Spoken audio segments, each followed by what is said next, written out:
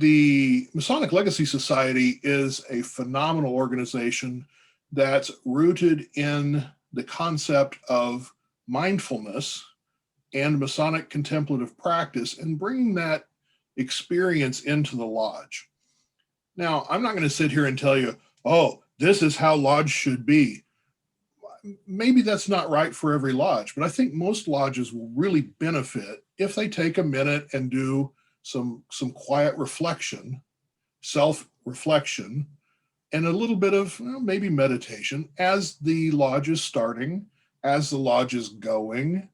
In some instances, there's opportunity, especially during educational type events, for a facilitator to do a guided meditation, which sounds sounds scary, but it's actually just a way of relaxing, kind of getting in touch with your inner self and just focusing and allowing your mind to quiet and focus on something in a Masonic direction. The Masonic Legacy Society, with their focus, is that we pick something from the entered apprentice degree and use that object or that experience as the focus of the meditation.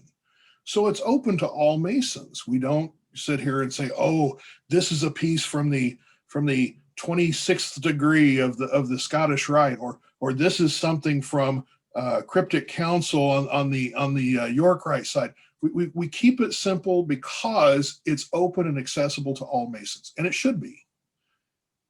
That's where I'm going to say it should be. Open and accessible means I can take any of the working tools, any of the entered apprentice working tools, any of the parts of ritual from the entered apprentice, and sit there and say, let's think about that for a minute. Let's quiet our minds. Let's take a moment to get very still, very quiet, kind of sink into our chairs a little bit, and then think about what that means to you and how that applies to your life. We're great. Masons are great at giving people the working tools to make good men better.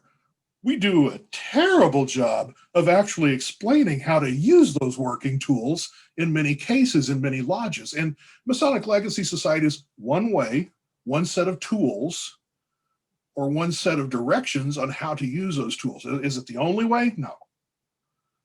But it's a pretty cool way of doing that, bringing that contemplative practice maybe into the lodge so that you can take it outside of the lodge and continue to practice it on your own.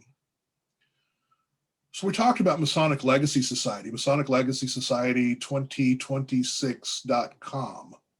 Yeah, 2026.com. Masonic Legacy Society 2026.com. That's very long. Your fingers will hate me for having to type all of that out the first time. Just save it in your browser. And it's worth taking a look at.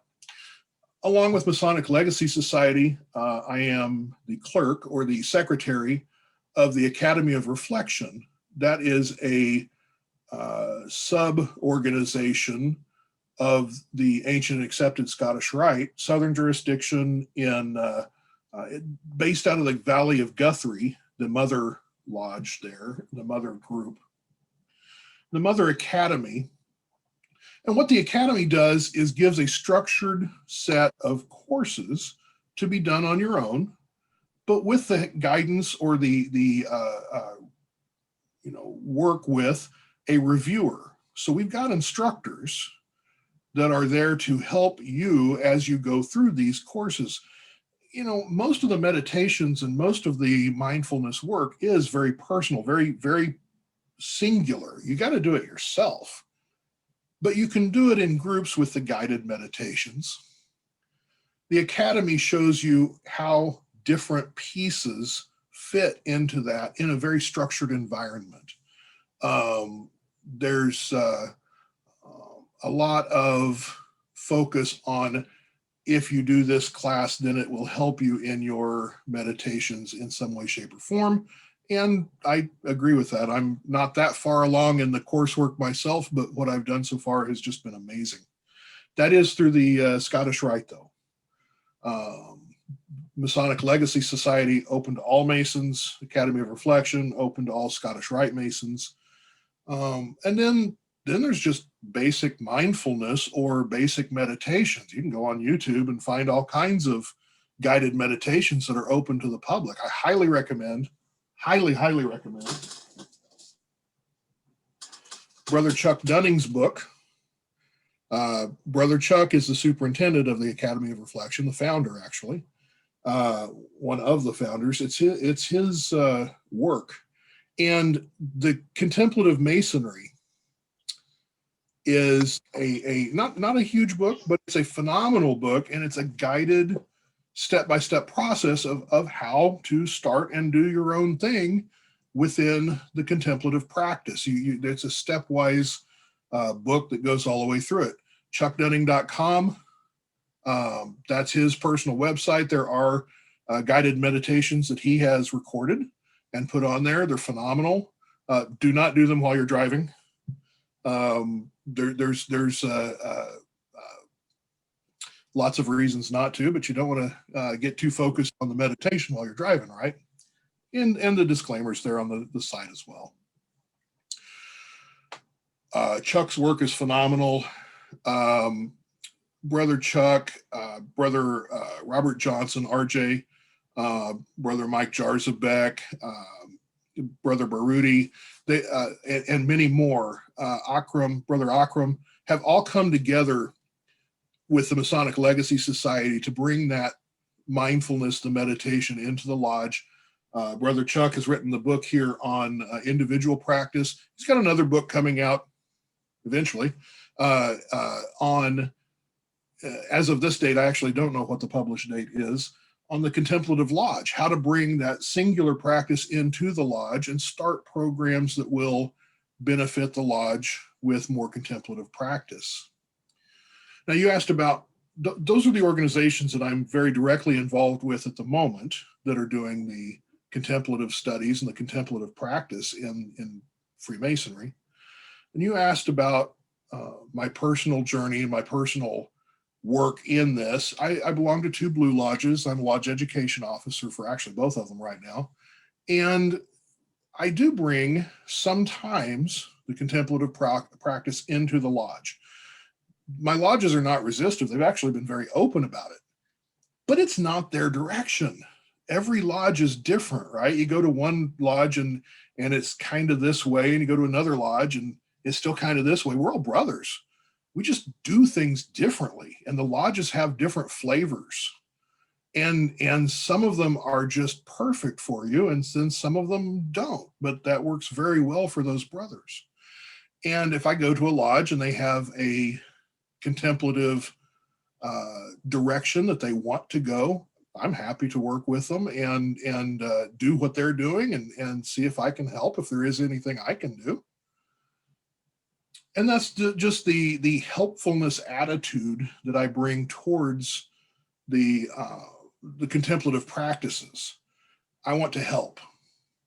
If somebody wants me to come in and talk, I'll talk. You know, that's what I can do. I can show them how to start to work towards that and point them towards other resources, because you don't want to just follow one person saying, hey, do it this way, when you've got 6-10 other true Masonic experts in the field that you can lean on and say, hey, this is really cool. I want to do this.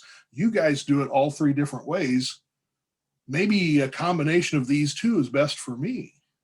And that combination, that way of looking at contemplative practice or bringing meditation into a lodge is the better way to do it, not just following, hey, Randy said do it this way, so I'm going to do it that way. Randy may not be right with that, but Brother Chuck might be. Brother RJ might be. Brother Baruti might be. Brother Robert Sachs out of California is a phenomenal teacher in mindfulness and meditation, as is Brother Chuck. They're both instructors, full instructors with the Academy of Reflection, and published authors in their own right.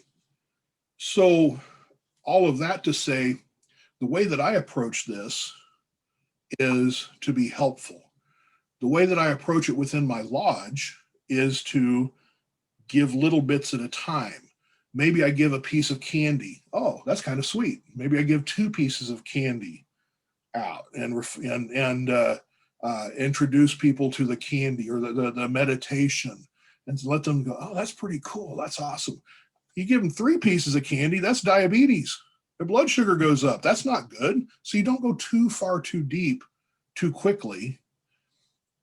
2 minutes of meditation, 2 minutes of silence within the lodge. What I like to do is use that 2 minutes, if the master gives it, use that 2 minutes to just sit there and quietly look around the lodge and think about my week or 2 weeks that I've had in between lodge, and think about how, the lodge gives me peace and gives me inner silence. And then actually during the opening ritual, if I'm not one of the officers, I'll sit on the side of the lodge and watch the footwork, watch and listen to the dialogue back and forth. And then I'll work with my own meditation, and I'll kind of start trying to relax and hit that next level of consciousness of just relaxing and sinking, and let that just absorb into me. And that's just a really cool way of looking at and experiencing the opening and closing of a lodge in a different way. And especially when we do initiations, right? When we do an entered apprentice degree or a fellowcraft degree, especially if I can sit on the sideline and just meditate and quiet my mind and be mindful of exactly what, be present, be mindful of exactly what that stair lecture is talking to and through. I pick up something new every single time I hear it. Part of that's from the meditation. Part of it's because I wasn't that great of a student to start off with, and I should have studied a little harder. But, it all kind of works out as we go.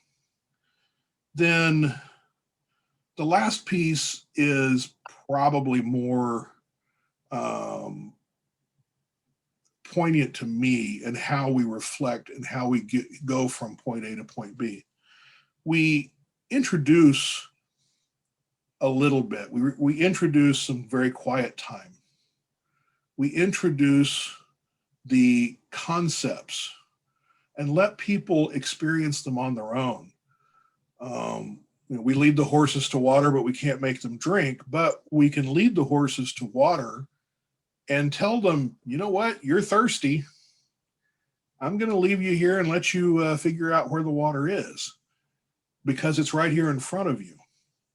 And as the horses drink, as the Masons start to experience the mindfulness, the meditation, they're going to see the benefits. It's obvious. You do a few meditations, that calmness connects with your daily life. You do a lot of meditations, that calmness permeates your life. And that is a game changer for a lot of people. In the presentation that I gave last night, I discuss just the basics of looking at an idea from different perspectives. And if we package an idea, right? If we say, I'm going to build a bridge. I like to use that metaphor or analogy because building bridges is also something Masons do. And I say, okay, here's the idea. I'm going to build a bridge. Okay, great. Well, that's a great idea. If I'm looking at it from a wisdom point of view, then I go out, the pillar of wisdom tells me that, yeah, crossing that stream would be a whole lot easier if we had a bridge over it. The pillar of strength, which is in the West, is sitting there telling me, I've got the supplies and I got the manpower. We can call a few friends, and I've got the nails, the concrete. We can build this bridge. We've got the materials. And the pillar of beauty, which is also the pillar of balance, is sitting there in the middle going, okay, good idea. I'm looking at this idea. It's a good idea. I'm looking at all the materials in there. Yep, I've got all the materials and stuff. But guess what? I've got this, and this happening this week. I've got 3 lodge meetings this week. We're not going to build this bridge this week.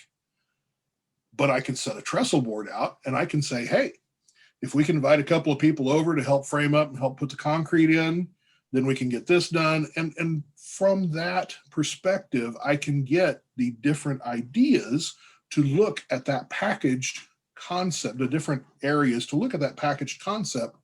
And from wisdom, strength, and beauty, wisdom, strength, and balance, I can sit there and go, yep, building a bridge is great. I can do it in a couple of weeks. This is how we do it. And then not only have I just said, hey, I think going and building a bridge is a good idea. Now I've contemplated. Now I've thought about that. I've put mindfulness towards that concept. And I've been able to take that and package it in such a way that now I've considered it from various options, and I know that that is the right thing for me to do and how I can do it. Contemplative practice, let's put it towards ritual. We think about one piece of ritual. What does the master say about that ritual? What does the senior warden say? Or what does the junior warden say about that ritual? Now, if we think about that and just quietly contemplate what was just said and package that, and what does that mean from that perspective? What does that mean from that perspective? Now we gain more perspective into our own Freemasonry. This is how we bring the older generation into the contemplative practice, because they may never have thought about it in that manner. So there's bridges. Again, we build bridges. There's bridges that we can do or create between the various areas of Freemasonry, right? The folks that are into it deeply for charity, love those guys. They're phenomenal.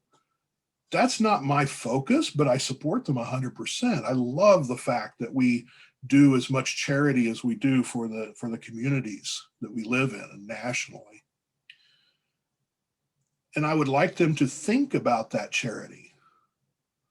Well, Randy, they think about that charity all the time. Well, no. I want them to think about that charity in that same way. Package that charity up and think about it from a Masonic point of view. What does the master think about that charity? What does wisdom bring in for that charity? What does strength bring into that charity? What does balance mean to that charity?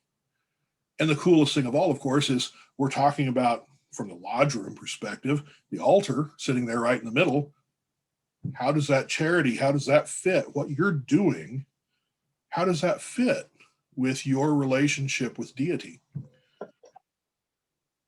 So those are the three areas that I look at from my perspective. What are we doing? Why are we doing it? How do we do it?